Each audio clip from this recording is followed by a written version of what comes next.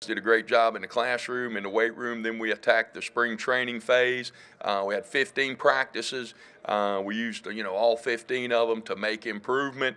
Then the guys really hit the off-season program hard during the summer workouts, have attacked it in a very positive manner, and have made a lot of progress. So, I really like this year's football team. We've got a good mix of some experience coming back in a lot of positions, some key positions. And then we've got some youth and inexperience at some other positions, but a lot of talent coming back at the positions where we're not so experienced. So I really like the mix of the older guys with the younger guys, the guys who played a lot of college football with the guys who will be being thrown into the fire for the first time. So, it's a fun group to work with. It's a group that is a hungry group. Again, I like the way that that they've attacked everything that we've asked them to do, and really looking forward to to putting the pads on and getting back to work and shooting towards that September 1st home opener against Louisiana Tech. With that being said, I'd like to open it up to any questions. Yes, sir. Coach, what's the one thing you want to change? Yeah, I don't want to say so much change because I don't know how it was before, but we've tried to instill 3 core values. Number one, the first thing that we talk to our guys about, number one, we want unselfish football players. We've got a big deal on the board. It says the Jaguar way. Number one, be unselfish.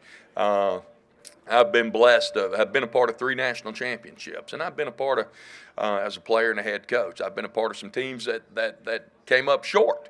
When you look at the teams that won championships and you go, what did they have that the teams that came up short didn't have? I've had teams that won championships with a big quarterback that could run, throw. I've had teams with a big quarterback that could run and throw that came up short too. I've had big D linemen on teams that won championships. I've had huge, great D linemen on teams that came. But the one thing that these teams that won championships had that the teams that came up short didn't have a great abundance of was they were unselfish. They loved each other. They played for each other.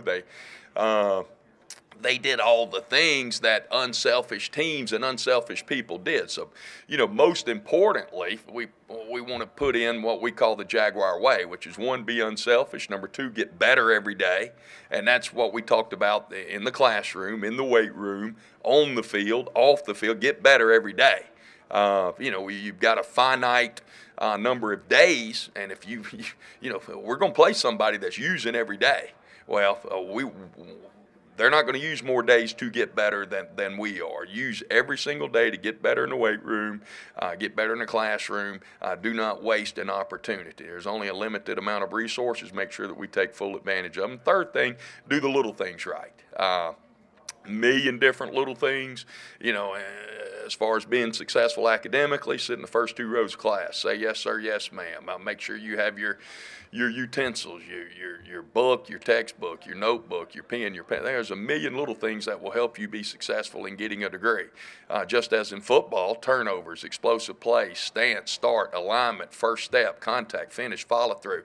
There's a million little things that that we talk about. So when you say what's the one thing that we want to get accomplished, is the Jaguar way. Number 1, be unselfish. 2, get better every day.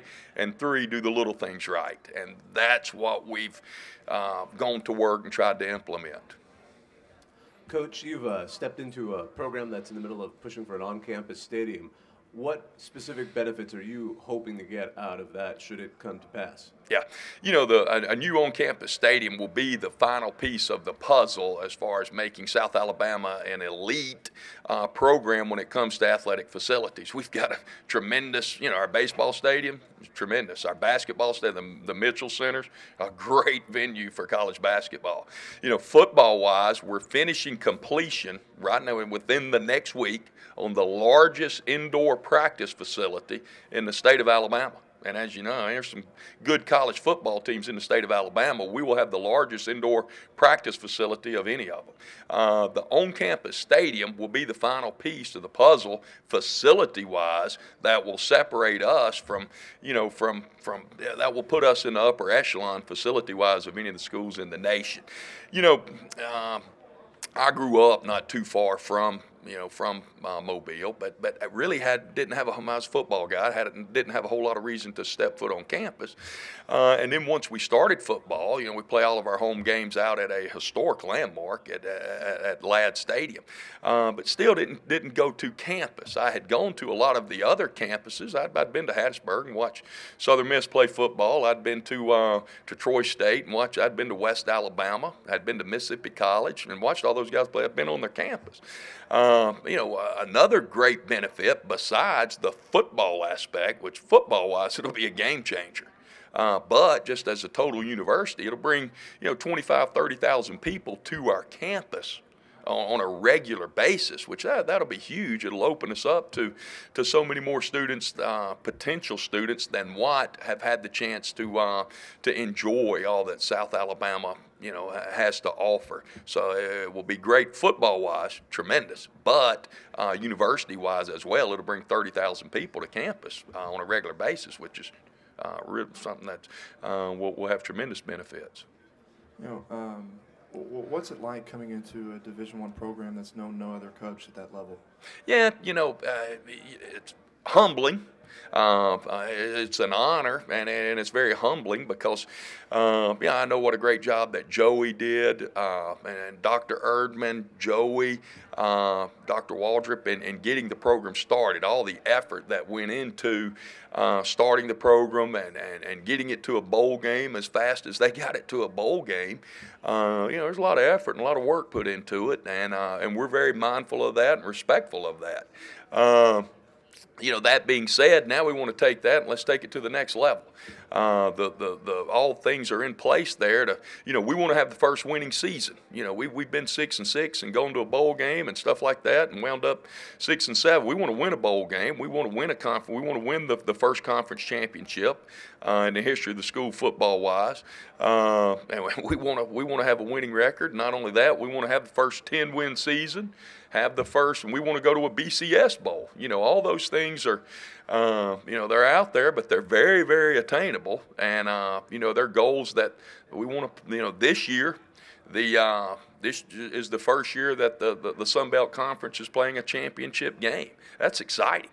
We want to be a part of that. We're excited to have the opportunity to be a part of that. I mean, that's a big deal to get to play and not play in it, but win the first Sun Belt Conference championship game. I mean, that's something that will get our tradition. That'll be a little feather in South Alabama's football cap, and we're ready to start putting some tradition together football-wise. I mean, I have all the respect in how quickly we got to a bowl game and how quickly we've gone from not having a program to being a Division I team that can beat an SEC team in Mississippi State, as we did a couple of years ago, and a top-ranked San Diego State team and the conference champions this past year. There's a lot that's been accomplished quickly, but we want to keep adding to the history and tradition of South Alabama football. Coach, can you talk a little bit about bringing in Kenny Edenfield and your past relationships with him? Yeah, Kenny, I was talking to a guy earlier, and he goes, a lot of coaches hire their buddies and things of that nature, but, fortunate enough to hire a good coach. Kenny, I hired the best offensive football coach that I know, and that's Kenny Edenfield. Now, it's also a great deal that he and I have known each other for, 30-something years now. When I look for a coach, number one, I look for guys that are, two things. I look for loyalty and then knowledge. And, Kenny and I go way back to when we played together in college, and we were next door neighbors up in the dorm, and so we go way back. We're very loyal to one another and to the programs that we work for, and our families, our wives are good friends, our children are the same age, and we worked together at Southwest Mississippi Community College. My first head coaching job was at Southwest Mississippi. Kenny was my OC. And we helped lead them to their first winning season in 12 years there. We were together at Nicholls State in Thibodaux many moons ago. And then, Kenny, so all the friendship and loyalty stuff, put that to the side. which that's the first thing I look at. But then Kenny's won a bunch of football games. This year he was offense coordinator at Troy, and I want a guy calling plays that beat LSU this year. I want a guy that went to the bowl game and scored 50 in the bowl game. I want a guy calling plays for us that's done that. The guy's been a part of a lot of conference championships at Troy. Won a ton of football games at the University of North Alabama, has great familiarity with the state of Alabama from all of his days at UNA, all of his days at Troy.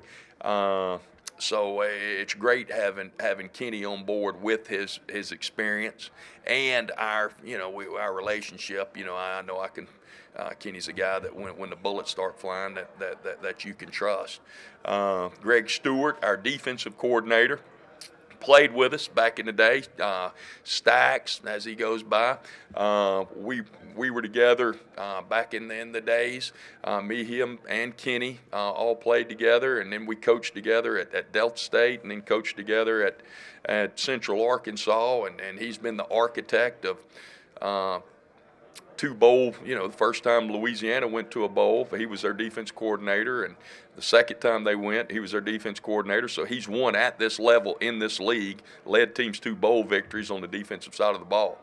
He was a coordinator at Jacksonville State when they beat Ole Miss, beating an SEC school from an FCS. And then he helped us at Central Arkansas to climb to number 3 in the nation in the final regular season poll. So I've got a lot of confidence in him as my defensive coordinator. So I love my coaching staff. Real good mix of experience with some young guys that really get after it and that are great coaches in their own right. So feel very blessed to have been able to put together the staff that we put together. Coach, I'm wondering, I know a lot of times when you have a coaching staff turnover and maybe not as much roster turnover, some guys may have a harder time sort of buying in and getting your system. I'm wondering how much your experience and your other coaches' experience, having that championship experience, makes that a little easier for you.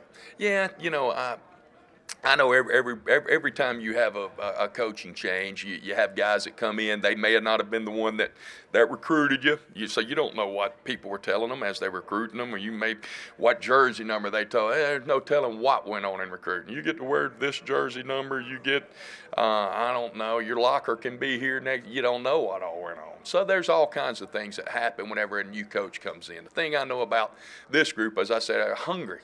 They're not worried about all that. They're not worried about, they want to win. And, and they have really taken to our staff really, really well. I love their attitude. They're like a sponge right now. They've been soaking everything in. And I love the way that they've responded when we've challenged them.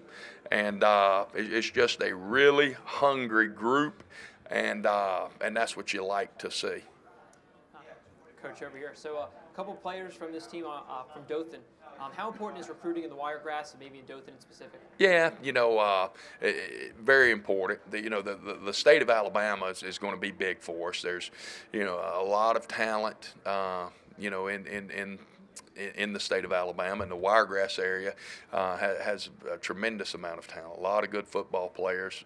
Rowan Godwin is from over that way. Rowan ended the spring as one of our starting offensive guards, and I'm counting on him and he's a great leader, tremendously hard worker. And just over the years, been a lot of really good football player, a lot of talent, and a lot of leadership, and a lot of good young men come from the Wiregrass area. So that's definitely an area that we will continue to hit. In the coaches voting poll, you guys got one first place vote. Any idea who that coach was? I got a good idea who it was. I know this. They said, well, vote on your. And I go, well, in the other league, we didn't vote for ourselves, do you? They said, yeah, you vote for yourself here. And I go, well, I'm supposed to vote for ourselves second or fifth or what? No. So I got a good idea of who I know where that one came from anyway. I have a hard time voting we're going to be fourth. No. I wouldn't be able to sleep at night. So I got a good idea who that one was.